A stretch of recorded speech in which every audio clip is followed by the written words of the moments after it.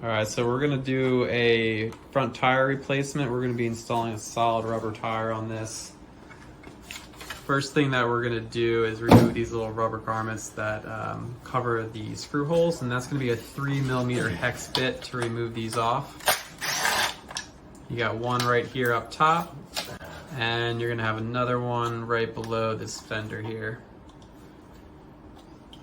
So these are just plastic reflectors. You can kind of peel them off in order to get inside there.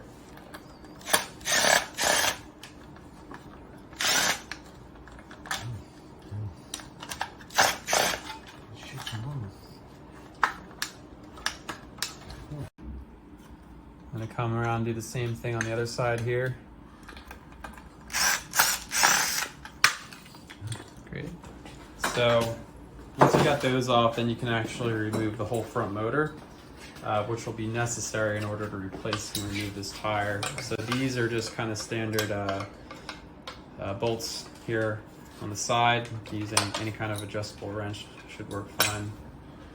You don't need to screw them all the way off, just loosen them up will allow you to actually drop the motor out. And you want to be careful when you're dropping the motor out. This wire here leads all the way up to the controller. You want to try to get as much kind of length as you can to work with without pulling this too tight and damaging the sensitive electronics inside the motor or the controller. All right, so we got the motor off. For us, we're actually going to use a vise to hold the motor in place. Not completely necessary, but definitely makes things easier. And first step, we got to get this old tire off. In some cases, some of these old tires can be tough. You got to break the bead on them to actually be able to fully pry this off with a pair of tire pries, which we definitely recommend having to remove the old tire off of the front motor rim. And you'll need these to do the installation of the new solid tire as well. All right, so having this vise, something to hold the motor in place, definitely is going to help for when we put this solid tire onto the rim. Right now we got the solid tire heating up. This is going to make it a little bit easier to go on, a little bit more malleable. The rubber will be softer, and it's going to help slip over this rim. Go. All right, so we got the tire heated up. Now is the hard part, getting this on. It's going to definitely need 2 people, and you're probably going to need at least 2 tire spoons, maybe 3.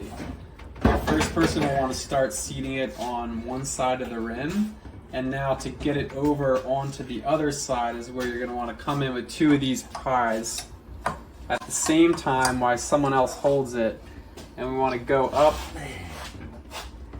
and over. And that is going to get it onto the rim, but it's not going to be fully seated, in which case we're going to need to go around with a pair of pliers, kind of maneuver it onto the rim so we get it seated in there correctly. Usually just a pair of vice grips or pliers, you'll be able to do this while the tire is still warm. If you get lucky, it might seat perfectly the first time, but you can see going around one by one with a pair of pliers, we're going to get it seated up there perfectly. And once we have this, we're ready to go, and we'll install it back on the scooter. All right, so we're going to be putting the motor back on now. Basically just line it up inside the fork. Got one of your washers here on the inside and one on the outside. So you can hand tighten it for now just to be able to get it to stay in place, and then you'll definitely want to come back with your adjustable wrench to torque them down.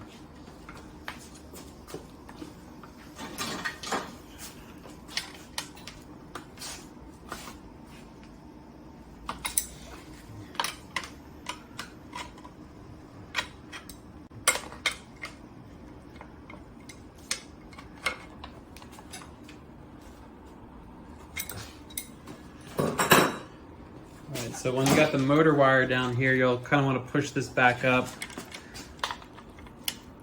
as far as it can go before you put that fender back on. Your fender here, the reason we leave this on, it actually prevents that motor wire from dropping down onto the solid tire.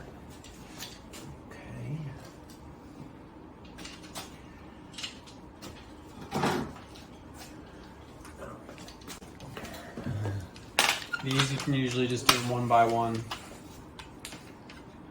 come in. Probably get the top screw in first. That'll make things a little bit easier.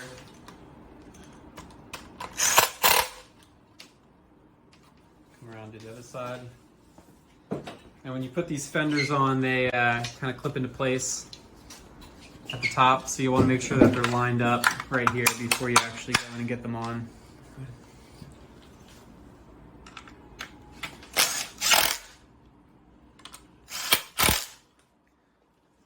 All right, that's it. Thanks for watching.